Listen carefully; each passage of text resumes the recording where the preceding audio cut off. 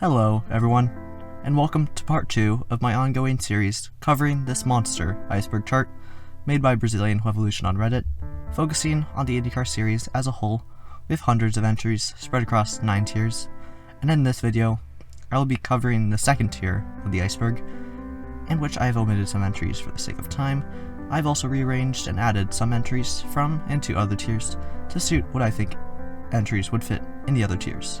Now, if you don't know what an iceberg chart is, I'm lazy, and so I'll have me from the previous video explain it. Now, if by some reason you have not seen an iceberg chart or don't know what it represents, the topics nearest to the top are more well known, and as you go farther down, the more obscure and speculative they get, and at the very bottom, the most conspiratorial and disturbing facts reside.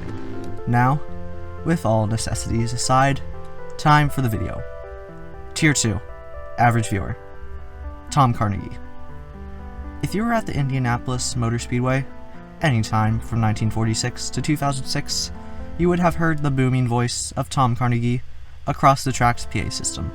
Carnegie was born in Norwalk, Connecticut as Carl Carnegie, and started his broadcasting career in 1942 in Fort Wayne, Indiana, in which his on-air name of Tom Carnegie was coined due to his radio station's program manager thinking it sounded better. He then moved to Indianapolis in 1945, taking a job at a radio station there. Then he was asked to be the public announcer at the Indianapolis Motor Speedway in 1946, after 3-time Indy 500 winner Wilbur Shaw heard his voice and convinced owner at the time, Tony Holman, to hire him as the PA announcer at the track. Carnegie first announced for the 1946 Indy 500, in which he coined such terms using his signature booming voice, such as "and" during the qualifying sessions. He not only announced for the Indy 500 in his 60-year tenure as the PA announcer, but the Brickyard 400 as well. He not only did announcing for the Indy 500 and other motorsport events, but he also had a 24-year tenure as the announcer for the yearly Indiana High School Boys Basketball Championship. He retired from being the track's announcer after the 2006 Indy 500, after a 6-year-long career from the start of modern racing to the modern day. He then sadly passed away in 2011 at the age of 91. Sid Collins. If you wanted to hear news of the Indy 500 before the race became televised for and after the 1986 race, you either had to go to the race itself, watch the TV highlights after the race ended, or listen to the radio broadcast. If you did the final one between the years of 1952 to 1976, then you'd listen to the voice of Sid Collins announcing the race on the airwaves. He worked for a local Indianapolis radio station in the early 1950s before he became the chief radio announcer of the 500 in 1952 after taking over from previous announcer Bill Slater. For the first year of his commenting, Collins introduced the full coverage model for broadcasting the race, which replaced the 5-minute hourly rundown. This proved unpopular with radio stations having to sacrifice so much runtime for broadcasting the whole race, and only 26 stations participated in his broadcast the first year, but the amount of stations quickly grew, with 110 receiving Collins' broadcast in 1953, and over 1,000 in 1980. His broadcasting for the Speedway only ended when he sadly passed away in 1977, showing his dedication to the Speedway and to racing itself. Carl Fisher. If you remember the entry for Speedway Indiana from the last episode in this series, you may remember the man who it was founded by, Carl Fisher. Fisher was born in 1874 and quickly gained an entrepreneurial spirit, starting his first business, a bicycle shop, early into adulthood. He then got into the emerging automotive industry, with him being a part of the firm who got the patent for chemical-based headlights, the predecessor of today's electric-based headlights, and then eventually being the sole manufacturer of every headlight in America in the early 1900s.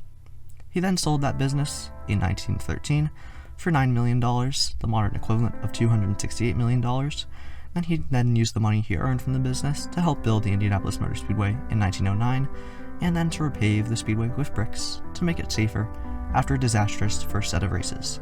Then he brought up the idea for the first Indy 500 later on. He helped improve roads across his home city of Indianapolis and America in general, with him being one of the main brains behind the Dixie Highway, America's first north-to-south country-long highway, and the Lincoln Highway, America's first cross-country roadway, which Noah Caldwell-Gervais has a really good video about, and you should watch it if you have the 7 hours to spare. He is also pretty much single-handedly responsible for the development of the Miami Beach area for tourism in the 1910s, and then he did the same thing for the Montauk area on Long Island in the 1920s as a tourist hotspot. Fisher was instrumental in the development of Indycar and in the automobile in America, and just America in general, and it's quite crazy to see how far one man has affected so many things, Indycar included. Racing families. When a first-generation racing driver eventually sees their career or their love for the sport winding down, then what better thing to do to start a family than pass on some of their passion for racing to their children. These children sometimes grow up to be, or even more, successful than their parent, who has paved the way for their racing career. If this repeats for another generation, then a racing family is born. Some significant examples are the Foyt family, with 4-time Indy 500 winner A.J. Foyt helping his grandson, A.J. Foyt IV, pursue a racing career in which he won Indy Lights in 2002 and also started a few IndyCar races, including the Indy 500, and also made a few NASCAR Busch Series starts. The Andrettis are also another racing family, with the lineage starting with Mario Andretti, who won the IndyCar Series a few times in the 60s and 80s, and then won the F1 Championship in 1978. His two sons, Michael and Jeff, both raced in IndyCar along with their father, and Michael won the IndyCar Championship in 1991 and drove for F1 for a bit in 1993, just like his father 2 decades prior, but unlike his father, didn't achieve much success besides a sole podium. Michael's son, Marco Andretti, also started racing in IndyCar in 2006 and is still racing part-time in the series to this day. Racing families are surprisingly common in the IndyCar series, with quite a few more existing that I quite don't have the time to cover here. Roadster. In the 1950s, the dominant style of Indy bodies were the Roadster style. This signature style consisted of a front-engined rear-wheel drive car with an open cockpit, with the driver usually sitting up in the back, just barely ahead of the rear wheels. This design had been largely influenced by the mostly dirt schedule that the Indy Series was consisted of at the time, in which roadsters were advantageous on dirt due to the fact that the roadsters were better at sliding through corners than other styles of cars. But this advantage also spelled the end of the dominance of this car body style, as when the IndyCar Series became more asphalt-centered, the roadster became less dominant, and this, combined with the influx of F1 drivers and engineers who brought their mid-engined style of cars for Europe, caused the death of the roadster style, as they were not as competitive as the new, low-slung, mid-engined F1 influenced cars. Now roadsters are merely a relic of the past, with them only being raced at historic events and existing in museums, while more modern cars compete seriously on the track. 2006 Indy 500 finish. In the closing stages of the 2006 Indy 500, the final cycle of fuel stops was commencing when a wrench was thrown into the path of many drivers when a yellow flag came out due to Felipe Gaffone crashing at turn 2. Marco Andretti barely managed to escape being put a lap down by the pace car when the yellow ended with 4 laps to go. Tony Kanaan and Dario Franchitti pitted as they were stuck outside the pits when the yellow came out, which promoted Michael Andretti to the front and his son Marco to second. With 3 laps to go, Marco passed Michael for the lead, and then pole sitter Sam Hornish Jr. passed Michael for second position. With 2 laps to go, Hornish tried multiple times to pass Marco, but failed, so Marco had a 1-second lead when the white flag came out. For the final lap, Marco maintained the lead on the back straight, just barely, and for the last 2 turns, Hornish started to reel in his lead bit by bit, and for the last turn of the race, Hornish got a better exit, got the draft for Marco at the front straight, and then pulled out from beside Marco, and that was when the two came to the line, and they looked exactly equal. But when the timing came through, Hornish was 0.0653 seconds ahead, meaning that Hornish was ahead by 15 feet, proving for one of the most incredible and unforgettable finishes in the history of the Indy 500. The Andretti Curse. This entry on the iceberg relates to the previously discussed Andretti family and their bad luck in their many attempts to win the Indy 500. The only victory that the Andretti family holds at the Indy 500 is from patriarch Mario Andretti and his win at the 1969 Indy 500, and the curse itself started at next year's running of the 500 when the 2 co-owners of the team that Andretti won with split, and since that, the Andretti family has never won the 500 since. After Mario's 1969 win, he achieved much success in many other motorsport, winning F1 in 1978 and many races in IMSA, Indycar, and USAC stock cars, but in another 25 starts at the 500 after his win, he never got another. The closest he got was second in 1981 and 1985. The curse continued to his son, Michael, who never won the 500 in 16 attempts, despite winning the championship in 1991, and the closest the family got to another 500 win was in the previously discussed 2006 race, in which Mario's grandson, Marco Andretti, lost the race by a mere 15 feet from Sam Hornish Jr. The curse seems to only affect the team members driving only, as the family team, now managed by Michael, has won the 500 6 times, in 1995, 2005, 2007, 2014, 2016, and 2017. Spin and win. One of the most famous moments to happen in IndyCar and racing history is the 1985 Indianapolis 500, in which Danny Sullivan recovered from a spin while battling the lead to take his first and only Indy 500 crown. This fabled moment happened on lap 120, when Sullivan was chasing down Mario Andretti for the lead. When the two went into the main straight, Sullivan took the draft behind Andretti, and then pulled out from behind him to attempt a pass into the first turn, where Andretti pushed Sullivan down onto the apron into the first turn, where Sullivan managed to take the lead momentarily before losing control of his car due to transitioning up the banking and entered into a spin. His day looked ruined, if not over, but Andretti narrowly dodged the out-of-control car, and Sullivan remarkably managed to recover his direction after a full 360-degree spin. When Sullivan saw his car was pointed in the right direction, he put it into gear and kept thundering on, only a few seconds behind Andretti, turning what was a ruined race into a minor speed bump on his bid to win. The yellow flag came out, and so both pitted for fuel, running second and third, only behind Emerson Fittipaldi until he pitted.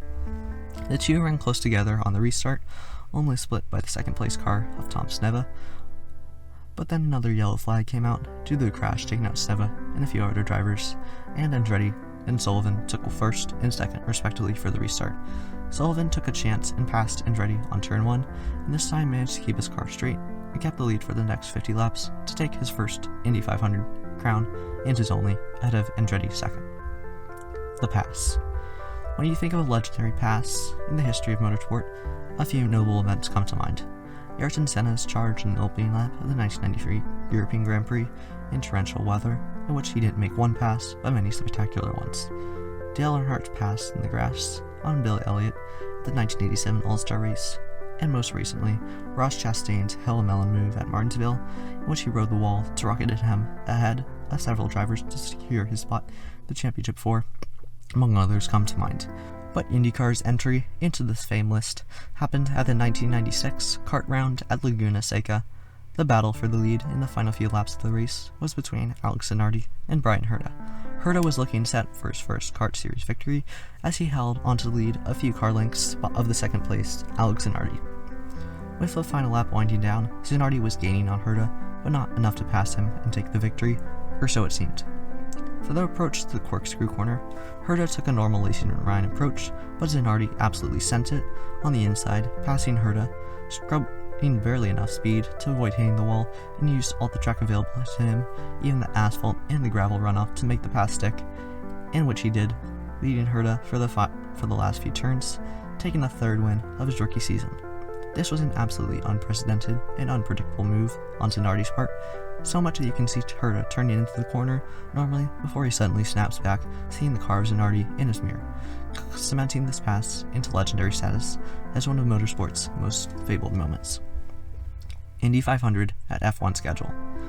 When the Formula One championship was established, this schedule consisted of a variety of well-established road and street circuits, which had been widely utilized for racing pre-war, but there was an odd man, or rather, odd event out.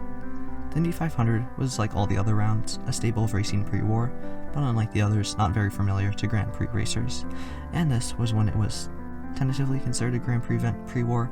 Not much overlap occurred, with American racers sticking to their ovals, and European racers sticking to their stomping grounds on the other side of the Atlantic, and nothing much changed when the Indy 500 was listed on the schedule for the 1950 Formula One season. No driver who contested the F1 schedule attended the 500, and no driver who contested the 500 raced in any other F1 races that year due to the regulations between the two series being very different, and this trend roughly continued throughout the next decade, with the main result of this being hordes of American drivers being included in F1 record books due to their participation in the 500, and the event's place on the F1 schedule was axed after the 1960 race due to the realization that it might as well not be an F1 race after all, due to the very small overlap, and due to the establishment of US's very own F1 race a year earlier, in 1959, the US Grand Prix, which negated the need for the Indy 500's tentative place in order to make F1 a world championship. 0.0024 seconds / 2013 Freedom 100 finish. Earlier on the Iceberg, the finish of the 2006 Indy 500 was discussed, with the margin of win being 0.0635 seconds. This was the closest finish at the Indianapolis Motor Speedway at the time, but 6 years later, an even closer finish happened at the track. The Freedom 100 was the annual race for Indy Lights Series, Indycar's junior series, at the Indianapolis Motor Speedway's Oval. It was a companion race to the 500, taking place on the preceding Friday. In the 2013 running of the race, one of the closest finishes in motorsport history happened. For the final lap of the 100-mile event, the top three cars of Sage Karam, Gabriel Chavez, and Carlos Munoz were running three wide, very reminiscent of Indy 500's signature three wide formation lap and start. But then a major surprise happened when Peter Dempsey, who was running behind the three, had caught up by the fourth turn and onto the final straight, went into the draft of Chavez, and the whole group went four wide to the checkered flag, and Dempsey used his draft and momentum to barely, and I mean barely, edge out the three others to take the win in a four-wide photo finish, in which he was 0.002 seconds ahead of Chavez, and what is the closest finish to date in the history of the Indianapolis Motor Speedway. 1981 Indy 500 controversy. Earlier, the Andretti curse was mentioned, and how Mario Andretti only won the Indy 500 once, despite years of trying and many close calls. And the closest call of all of these was the 1981 Indy 500. Andretti was leading on lap 146 of the race after starting 32nd, when contact between Tony Benhausen and Gordon Smiley brought out the yellow, causing Andretti in second place, and also pole sitter Al Unser, to bid for fuel. Unser came out first, but then passed everyone under yellow to slot in right at the front, which is obviously illegal, while Andretti returned to his correct position. Unser then went on to win the race, with Andretti finishing second. Andretti and his team, Patrick Racing, drew the infraction of Unser under the yellow flag period to the attention of the stewards, which then went all the way up to the Indy 500 sanctioning body, USAC, which then penalized Unser one position, giving Andretti for the win. But Unser and his team then protested the penalty, arguing that the rules were muddy about blending into traffic after a yellow flag pit stop, and his penalty was then rescinded, giving him his third Indy 500 victory back. Andretti still disputes this, as he still argues that he won due to the penalty and still has the championship ring, and Unser responded by simply calling Andretti a sore loser, and then they did not speak to each other until they both reconciled in 2017, a period of 36 years. 1982 Indy 500 start. On the parade lap of the 1982 Indy 500, tensions were high. 33 drivers, each vying to win the illustrious race, and among them were legends and newcomers alike.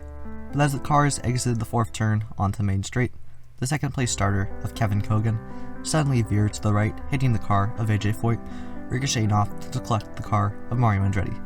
And two other cars also were caught up in the chaos.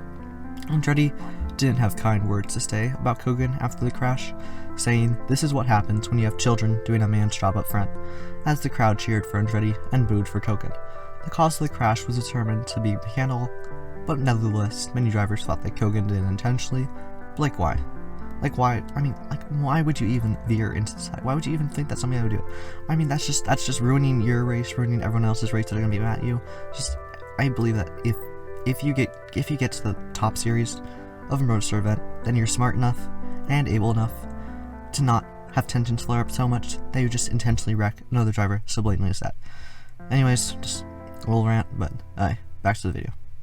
This kind of ruined Kogan's promising career, with him being booted from the Penske team after the end of that year, and after a sole win at Phoenix in 1986, never achieved much success in racing after that, partly due to his damaged reputation from the 1982 race. 2002 Indy 500 controversy. For the last 2 laps of the 2002 Indy 500, there were 2 drivers in contention for the win, Paul Tracy and 2001 winner Helio Castroneves. As the pair went into the 3rd corner, Paul Tracy made a pass on Castroneves and stuck it, but at the exact same time, a crash occurred on the backstrap between Laurent Ridion and Buddy Lazier, sending the yellow flag out and stopping the race. Tracy had won as he passed Castroneves when the yellow flag came out, or had he? The official race control had declared that Castroneves had been ahead when the caution came out, giving him the win.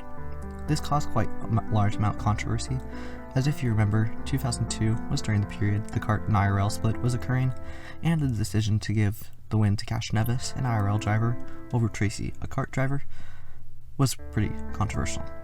Tracy and his team Green protested this result after the race, but the sanctioning body eventually kept the result intact, and because of this, many accused the race control as biased against the full-time kart drivers, and Tracy, along with many other fans to this day, still believe that he won on that fateful day in 2002. 1994 Mercedes Ilmor engine. In 1993, the engine building company, Ilmor, designed an engine in partnership with Mercedes-Benz for the Penske team in IndyCar for the following year's Indy 500. Ilmor found and exploited a loophole in the USAC regulations for cars entering the Indy 500 as they sanctioned that race with a different rule set the kart would sanction the rest of the year. Ilmor found a loophole in the USAC regulations in which pushrod engines were allowed extra displacement and boost pressures, making them faster. They developed this engine in complete secret to prevent any other engine manufacturers from exploiting the same loophole they had, and then they unveiled the engine to the public in the following April, just before the month of May in the Indy 500, allowing fellow constructors no time to develop their own engines before the 500. These engines were fitted in the Penske PC23 chassis for the Penske team and were run by Al Unser Jr., Emerson Fittipaldi, and Paul Tracy, in which they dominated the month of May and the race, as Unser and Fittipaldi started at the front row for the race, with their nearly 200 horsepower advantage over the competition. Penske dominated the race itself, with Fittipaldi and Unser trading the lead the entire race, the third Penske car of Paul Tracy only being prevented by doing the same due to his turbocharger failing on lap 92. In the closing stages of the race, Fittipaldi was nearly a lap ahead of second place Unser, but then crashed out after his car got loosed, sending Unser to win to his second Indy 500 crown. This dominating win led to many teams placing orders for their own Mercedes Ilmor engine, requiring teams that want to be competitive run 2 engines per season, their Mercedes Ilmor for the 500 and their normal engines for the rest of the season. But USAC changed the regulations to outlaw the engine for the 1995 500, and the prediction that costs would increase drastically should teams adopt the engine eventually played a part in Tony George starting the IRL in the Indy split in 1996. Even though Mercedes Ilmor engine only raced once, at the 94 500, it got a 100% success rate with a gain, a pole, and a win in its only start, and it changed IndyCar history in the process. 1995 Indy 500 Penske fiasco. Team Penske had dominated the 1994 Indy 500 with their Mercedes Ilmor engine and the 1994 IndyCar series as a whole, so expectations were high going into 1995, but that year, Penske suffered one of their worst month of Mays to date, with the perfect storm of bad factors leading up to both of the team's drivers failing to qualify for the prestigious race. The moments started adding up early when Penske's engine advantage with their 500 winning Mercedes Ilmor engine ended when USAC banned it after the 1994 race, and so when Emerson Fittipaldi went to test the Penske PC24 chassis at Indy in the March of 95, 2 months before the 500. It was very slow compared to other cars, with Fittipaldi doing lap averages of 200 miles per hour, while the other cars were getting averages of more than 220 miles per hour. As the team tested more, lap times improved, and the team won a few races in the regular IndyCar series, so spirits were high going into the month of May that year. But those hopes were shattered in the first practice sessions when Fittipaldi struggled to barely reach 210 miles per hour, and so after many failed fixes, no one in the team was able to figure out what was wrong, and so the team just decided to try another chassis, and so Al Unser Jr. got a new Reynard chassis to see if that would be any faster. For qualifying day, the bad luck climaxed, with Andre's engine blowing on a session fast enough to qualify, and Fittipaldi barely able to drag his Penske chassis to 33rd by 1 point on the session, but then was bumped out by Stefan Johansson, and so Unser and Fittipaldi had to sit out the race, being marked as failing to qualify. Quite a contrast from the team's success at the 500 the year before. 2012 Lotus fiasco. For the 2012 IndyCar season, there were 3 engine suppliers, the usual names of Chevrolet and Honda, but there was a new name, a name that not seen in IndyCar for over about 60 years, the name of Lotus. Lotus had much success in the 1960s, bringing their F1 technology to win the 1965 Indy 500 with Jim Clark in the Lotus 38, and then built the first rear engine car to win the illustrious race. But 47 years later, Lotus didn't find as much success, to say it gently, as their glory days. During the season, while fellow manufacturers Chevy and Honda traded for wins, race in and race out, Lotus was struggling at the back, getting the best result of 9th at Barber Motorsports Park, a road course where the significant horsepower deficit of the Lotus engines could be offset with good chassis, and the 4-time champion Sebastian Bourdais wheeling the car across the line for the only top 10 finish of the entire season for Lotus. And the situation got even worse when the month of May for that season came along, when the Lotus engines turned out to be horrendously slow during practice sessions at the 2.5-mile-long track, where engine power is everything. So Dragon Racing Team, Dreyer and Rinbolt Racing, Brian Herta Autosport, and Newman Haas decided to drop Lotus and run other engines for the 500, which caused Lotus to scramble to get another entry to run their engines, as the only holdout was HVM Racing. So Lotus got Indy Lights team, Fan Force United, to run an entry for John Alesi, who was dumped by the Newman Haas team to run their engines for the 500. The 500 was extremely dismal for Lotus, with last place starter Alesi getting black flagged after 9 laps for being too slow, and second to last place starter Simona Di Silvestro being black flagged 1 lap later for the same reason. The team struggled to the end of the season, with only Di Silvestro running them at the back each race, and then promptly decided not to return as an engine supplier for the 2013 season. Fernando Alonso bumped out of 2019 Indy 500. Fernando Alonso is a driver mainly known for his exploits in Formula 1, getting 2 championships, and is still earning podiums to this day. But he also had a short-lived foray in the Indy 500 in the late 2010s in a bid to win it. Alonso made his first 500 start in 2017 with the Andretti team, starting 5th, then eventually finishing 24th after an engine failure, taking away a shot at the win as he had been at the front pack the entire race.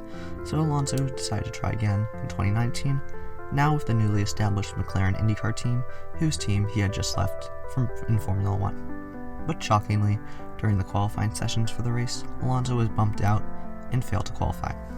This was down to quite a few reasons.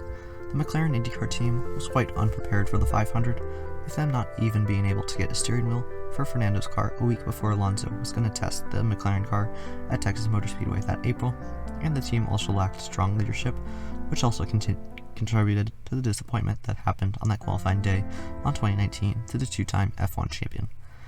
Alonso tried once more to win the 500 in 2020 with McLaren again, but ended up finishing 21st, 1 lap down, and he hasn't tried again, and has settled back into Formula 1, where he has refound some success of his glory days. Races outside North America.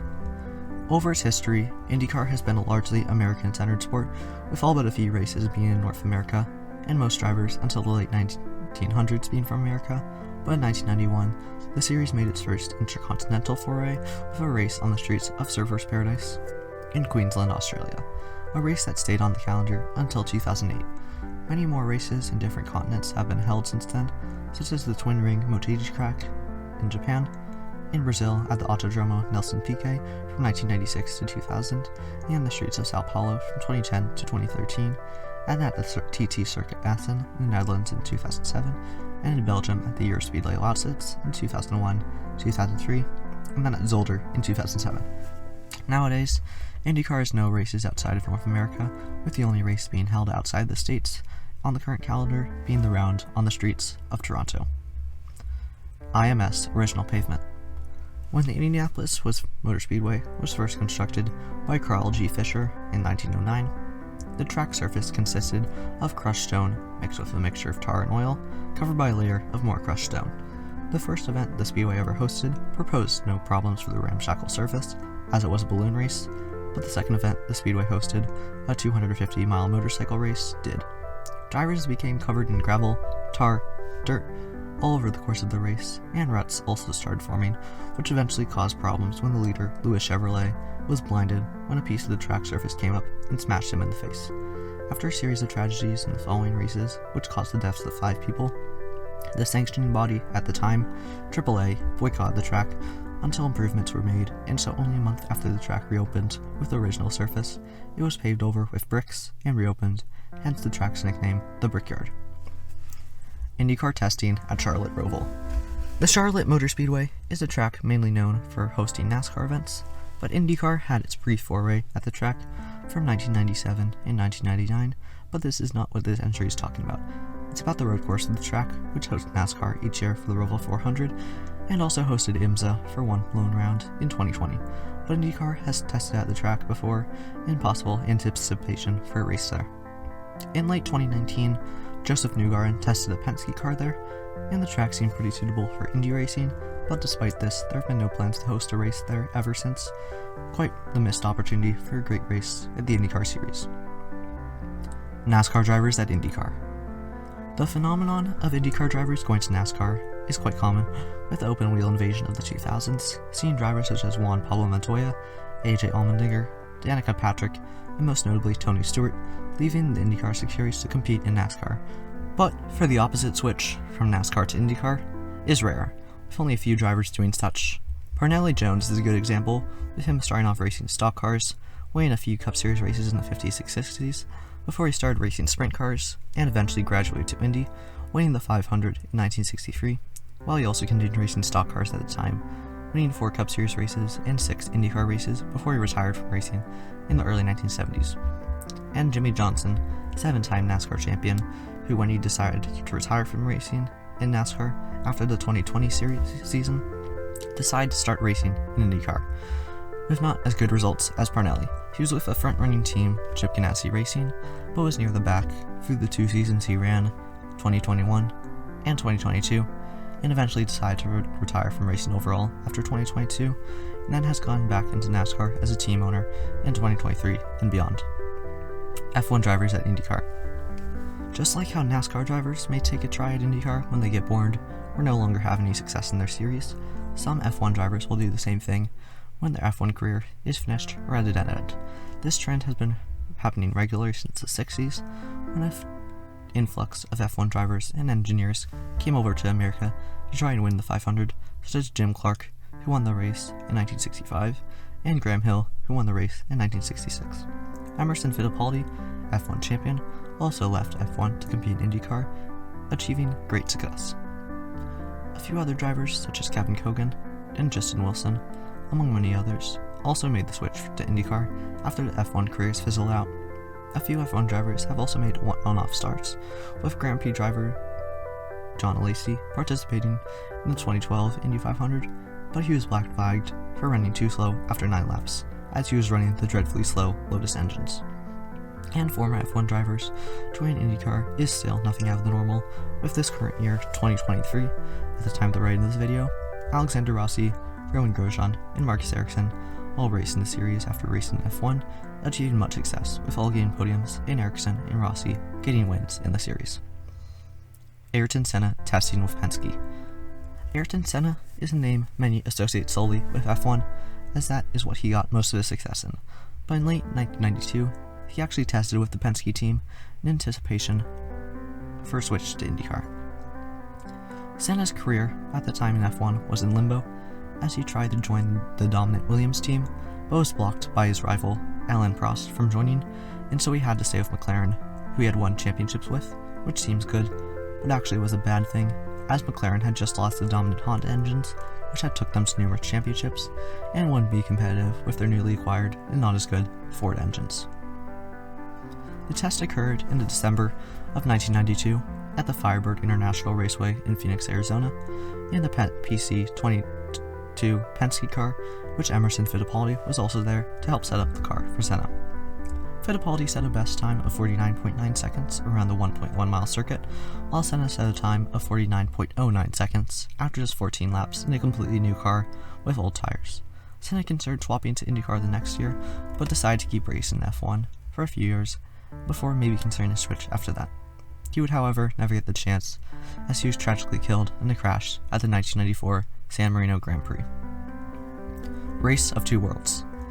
In the 1950s, the Indy 500 was part of the F1 calendar, but very little overlap occurred, and so in 1957, an exhibition race was held at the Monza Oval to put F1 cars and drivers against Indy cars and drivers on a fair playing field to hopefully introduce established F1 teams to the world of oval racing and hopefully lure them to the Indy 500.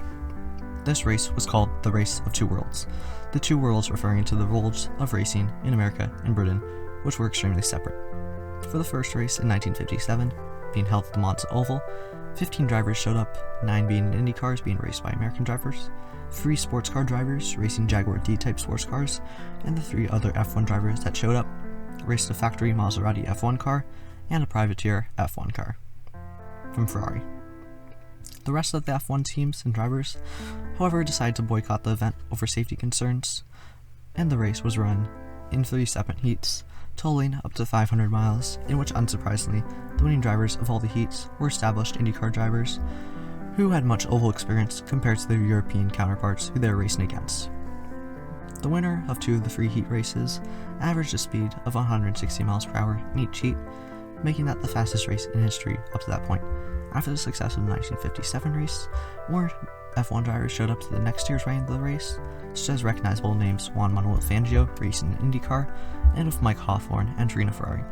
Ferrari entered 3 cars, all custom modified to make them more suitable for the Monza Oval. IndyCar driver Jim Rathmans won all 3 heats of the 1950 race, and even though thousands of spectators had showed up, the race had lost money, and so it wasn't run again after the 1958 race. Well, that was a long video. I hope you enjoyed. Like the video if you did, subscribe to the channel if you want to, and be notified if I upload the next video of the series, and I'll see you next time.